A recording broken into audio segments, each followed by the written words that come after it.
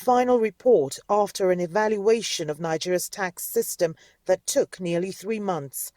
The government's operations have been hit by dwindling revenue, and it wants to improve local and international tax collections. Although Nigeria has one of the highest GDPs in Africa, only 12% of this is from tax revenue, and just 10 million out of 170 million Nigerians pay tax. The government had set up this committee in an effort to widen its tax base.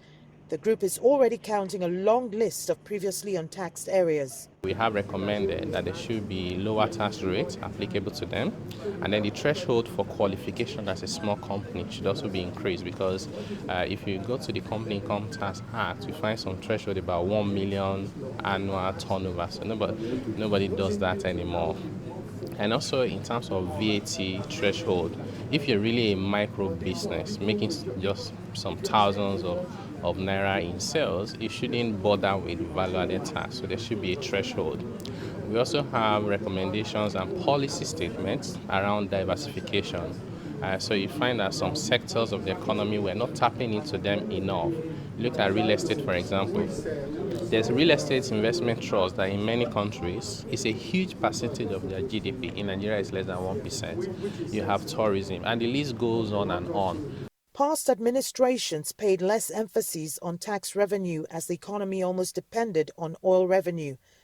But that's not the case anymore, as crude oil prices have stubbornly remained low. And the government is now aggressively pursuing diversification to drive the economy out of recession. But as the new policy gets underway, the committee members know there's a delicate balance to strike on tax incentives. Incentives must be transparent, they must be sector-based, and they must be regularly evaluated and reviewed, so that you need to prevent abuse. Incentives are good if you manage them well. If you don't, they are counterproductive, and we don't want to discriminate and say give incentive only to local companies and not give to foreign companies.